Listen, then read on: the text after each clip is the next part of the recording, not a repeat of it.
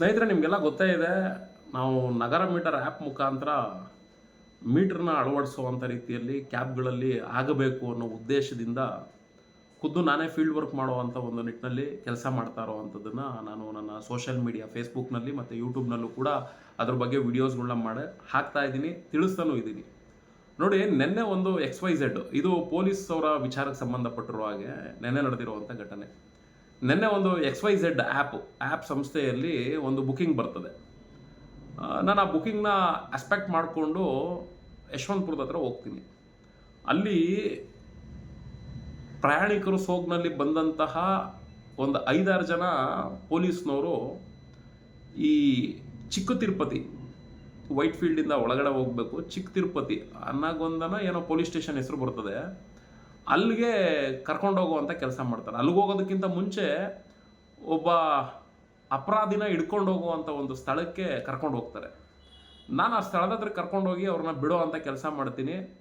ಆಗ ಅವ್ರು ಇಳಿದು ಅಮೌಂಟನ್ನು ಪೇ ಮಾಡುವಂಥ ಸಂದರ್ಭದಲ್ಲಿ ನನಗಾಗ ಗೊತ್ತಾಗ್ತದೆ ಅವರು ಗುಜರಾತ್ ಪೊಲೀಸ್ ಅಂತ. ಯಾಕೆಂದರೆ ಅವ್ರದ್ದು ಈ ಥರ ಒಂದು ಲೋಗೋ ಇರುತ್ತೆ, ಆ ಲೋಗೋದಲ್ಲಿ ಗುಜರಾತ್ ಪೊಲೀಸ್ ಅಂತ ಹೇಳಿ ಮೆನ್ಷನ್ ಆಗಿರುತ್ತೆ. ಆಗ ಅವ್ರು ಹೇಳ್ತಾರೆ, ಒಂದು 10 ನಿಮಿಷ ವೆಯ್ಟ್ ಮಾಡಿ, ಇಲ್ಲೊಬ್ಬ ಅಪರಾಧಿ ಇದ್ದಾನೆ, ಅವನ್ನ ಕರ್ಕೊಂಡು ಮತ್ತೆ ವಾಪಸ್ ಹೋಗ್ಬಿಡೋಣ ಅಂತೇಳಿ. ಅದಾದಮೇಲೆ ಆಯಿತು ನೋಡೋಣ ಅಂದ್ಬಿಟ್ಟು ಮತ್ತೆ ಆ ಲೊಕೇಶನ್ಗೆ ಹೋಗ್ತಾರೆ. ಅಲ್ಲಿ ಯಾರೂ ಇರೋದಿಲ್ಲ, ಆ ಸ್ಪಾಟಲ್ಲೇ ಯಾರೂ ಇರೋದಿಲ್ಲ, ಮನೆಗಳು ಕೂಡ ಇರೋದಿಲ್ಲ. ತದನಂತರ ಅಲ್ಲಿ ಸ್ಥಳೀಯ ಪೊಲೀಸ್ ಸ್ಟೇಷನ್ಗೂ ಕೂಡ ಹೋಗ್ಬೇಕಾಗಿ ಬರ್ತದೆ. ಅವರು ಸ್ಥಳೀಯ ಪೊಲೀಸ್ ಸ್ಟೇಷನ್ಗೂ ಕೂಡ ನನ್ನ ಕರ್ಕೊಂಡು ಹೋಗ್ತಾರೆ. ಸ್ನೇಹಿತರೆ, ಇಲ್ಲಿಂದ ತುಂಬ ಇಂಪಾರ್ಟೆಂಟು ನೋಡಿ. ಗುಜರಾತಿಂದ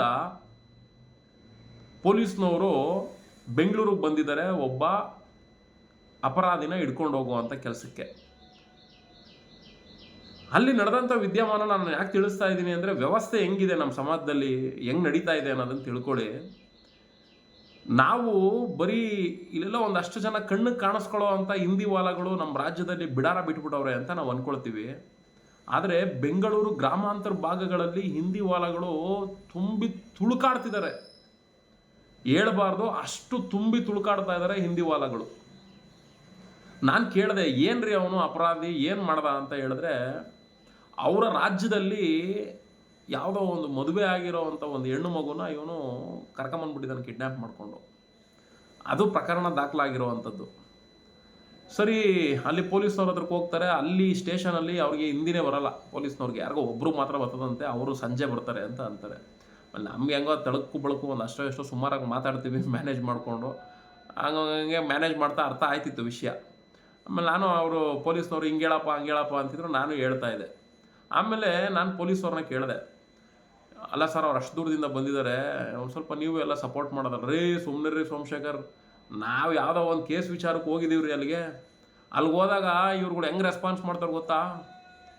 ನಮ್ಮನ್ನು ಅಷ್ಟು ಕಂಡಮ್ಮ ರೆಸ್ಪಾನ್ಸ್ ಮಾಡ್ತಾರೆ ನೋಡ್ರಿ, ನಾವು ಎಷ್ಟು ರೆಸ್ಪೆಕ್ಟ್ ಕೊಡ್ತೀವಿ ಇವ್ರಿಗೆ ಅನ್ನೋ ರೀತಿಯಲ್ಲಿ ಹೇಳ್ತಾರೆ. ಅಲ್ಲಿಗೆ ನಾನು ಯಾಕೆ ಇದನ್ನು ವಿಷಯನ ನಿಮಗೆ ಮಾಹಿತಿ ಈ ರೀತಿ ತಿಳಿಸ್ಬೇಕಾಗಿ ಬರ್ತಾ ಇದೆ ಅಂದರೆ, ನಮ್ಮ ವ್ಯವಸ್ಥೆ, ಪೊಲೀಸ್ ಇಲಾಖೆ ವ್ಯವಸ್ಥೆ ಯಾವ ಥರ ಆಗ್ಬಿಟ್ಟಿದೆ ಅಂದರೆ,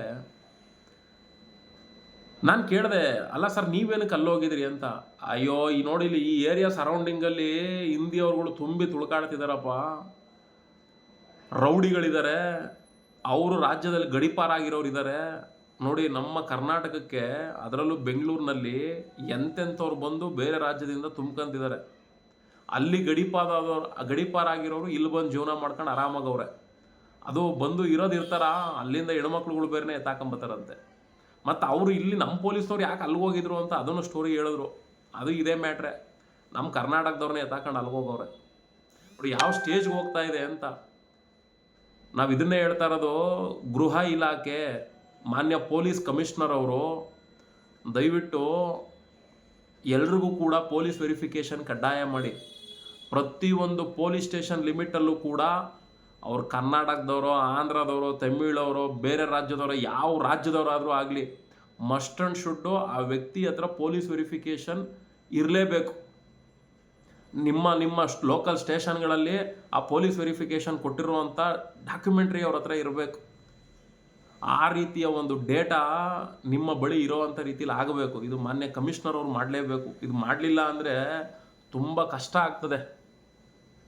ಏಕೆಂದರೆ ನೋಡಿ, ನಮ್ಮ ಕರ್ನಾಟಕದಿಂದ ಏನೋ ಒಂದು ಅವಘಡಗಳು, ಏನೋ ಒಂದು ದುರ್ಘಟನೆಗಳು ನಡೀತವೆ ಅಂದಾಗ ನಮ್ಮ ಪೊಲೀಸ್ನವರು ಇಲ್ಲಿಂದ ಅಲ್ಲಿಗೆ ಹೋಗ್ತಾರಂತೆ ಅವರ ರಾಜ್ಯಗಳಿಗೆ. ಯಾವುದ್ರಿ ಇದೆಲ್ಲ ಹಣೆ ಬರ? ಯಾಕೆ ಅಂದರೆ ಅವ್ರಿಗೆ ಗೊತ್ತೇ ಇರಲ್ಲ ಅವ್ನು ಯಾರು, ಏನು, ಕುಲ, ಗೋತ್ರ ಯಾವ ಪೊಲೀಸ್ನವ್ರಿಗೂ ಕೂಡ ಗೊತ್ತಿಲ್ಲ. ಯಾಕೆ ಅಂದರೆ ಅವ್ರ ಡೇಟಾ ನಿಮ್ಮ ಹತ್ರ ಇಲ್ಲ. ಒಂಥರ ತೋಟರಾಯದಪ್ಪನ ಛತ್ರ ಆಗೋಗ್ಬಿಟ್ಟೈತೆ ಬೆಂಗಳೂರು, ಕರ್ನಾಟಕ. ಯಾವನ್ ಎಲ್ಲಿಂದಾದರೂ ಬರ್ಬೋದು, ಏನಂದ್ರೆ ಏನೂ ಇಲ್ಲದೆ ಇರ್ಬೋದು. ನೋಡ್ರಿ, ಆ ಬಳ್ಳಾರಿಲಿ ಅಷ್ಟು ಇನ್ಸಿಡೆಂಟ್ ನಡೀತು. ಒಂದು 6 ವರ್ಷದ ಹೆಣ್ಣು ಮಗು ಮೇಲೆ ಅವನು ಯಾವನೋ ಒಬ್ಬ ಅಸ್ಸಾಂ ಕಡೆ ಅವನು ಆ ಮಗುನ ಸಾಯಿಸ್ದ. ಒಬ್ಬರು ಮಹಿಳೆ PSI ಅವರೇನೋ ಶೂಟ್ ಮಾಡಿದ್ರು. ಇಷ್ಟೆಲ್ಲ ಘಟನೆಗಳು ನಡೆದ್ರೂ ಕೂಡ ಅವತ್ತಿಂದ 2 ದಿನಕ್ಕೆ ಮಾತ್ರ ಆ ಘಟನೆ ರನ್ನಿಂಗಲ್ಲಿ ಇರುತ್ತೆ ಹೊರತು ಮತ್ತೆ 3ನೇ ದಿನಕ್ಕೆ ಮುಗಿದೋಯ್ತು. ಮತ್ತಿನ್ಯಾವುದರ ಘಟನೆ ಆದಾಗ 1-2 ದಿನ ಮಾತಾಡ್ತಾರೆ, ಮತ್ತೆ ಅದು ಹಂಗೆ ಮುಗಿದೋಗುತ್ತೆ. ಕರ್ನಾಟಕಕ್ಕೆ ಈ ಹಿಂದಿ ವಾಲಗಳ ಸಂಖ್ಯೆ ತುಂಬಿ ತುಳುಕಾಡ್ತಾ ಇದ್ದಾರೆ. ಪೊಲೀಸ್ ವೆರಿಫಿಕೇಷನ್ ಅನ್ನೋದು ಇಲ್ಲ ಅಂದರೆ ಖಂಡಿತ ಕಷ್ಟ ಆಗ್ತದೆ. ನೆನ್ನೆ ನಡೆದಿರೋವಂಥ ವಿದ್ಯಮಾನ ಕಣ್ಣಿಂದ ನೋಡೋದ್ನಲ್ಲ, ಹಂಗಾಗಿ ವ್ಯವಸ್ಥೆ ಹೆಂಗೆ ಹದಗೆಟ್ಟು ಹೋಗ್ತಾ ಇದೆ. ಯಾಕೆಂದರೆ ಈ ಹಿಂದಿಯವ್ರುಗಳು ಜಾಗ ಕೊಡ್ತಿರೋರಾದರೂ ಯಾರು? ನಮ್ಮವ್ರುಗಳೇ, ಕರ್ನಾಟಕದ ಕನ್ನಡಿಗರೇ ಅವ್ರಿಗೆ ಜಾಗ ಕೊಡ್ತಾ ಇರೋದು. ಅವ್ರುಗಳ ಹತ್ರನೂ ಕೂಡ ಅವ್ರ ಬಯೋಡೇಟಾಗಳಿರೋದಿಲ್ಲ. ಒಂದಲ್ಲ ಒಂದು ದಿನ ಅವ್ರನ್ನ ಯಾರು ಸಾಕ್ತಾ ಇದ್ದಾರೆ ಅವ್ರಿಗೆ ಬಗ್ನಿಗೂಟ ಇಟ್ಟು ಅವ್ರ ರಾಜ್ಯಕ್ಕೆ ಹೋದ್ಮೇಲೆ ಗೊತ್ತಾಗೋದು ನಿಮ್ಮಗಳಿಗೆ ಏನು ಬರ್ತದೆ ಪ್ರಯೋಜನ ಗೊತ್ತಾದ್ರೂ. ಅಷ್ಟೇ, ಗುಂಪಲ್ಲಿ ಗೋವಿಂದ ಅನ್ನೋ ಥರ ಹೋಗ್ತಾ ಇರ್ತದೆ. ಪೊಲೀಸ್ ವೆರಿಫಿಕೇಷನ್ ಅನ್ನೋದು ಕಡ್ಡಾಯ ಆಗಬೇಕು. ಆಗಲಿಲ್ಲ ಅಂದರೆ ತುಂಬ ಕಷ್ಟ. ಯಾಕೆಂದರೆ ಆ ಪೊಲೀಸರು ನೆನ್ನೆ ಒದ್ದಾಡ್ತಿದ್ದ ರೀತಿ, ನಮ್ಮವ್ರುಗಳು ಹೇಳದಂತಹ ರೀತಿ, ಇದನ್ನೆಲ್ಲ ನೋಡಿದಾಗ ಅನ್ಸೋದು ಇಷ್ಟೇ, ಕಾನೂನು ವ್ಯವಸ್ಥೆ ತುಂಬ ಸಡಿಲ ಇದೆ, ಟೈಟ್ ಆಗಬೇಕು. ಆ ಟೈಟ್ ಆಗೋ ಕೆಲಸನ ಮಾಡಬೇಕು. ಸರ್ಕಾರ ಆಗ್ಬೋದು, ಇಲಾಖೆ ಆಗ್ಬೋದು. ಮಾಡದೆ ಹೋದರೆ ತುಂಬ ಕಷ್ಟ ಆಗ್ತದೆ. ಧನ್ಯವಾದ ವಿಡಿಯೋ ನೋಡಿದ್ದಕ್ಕಾಗಿ.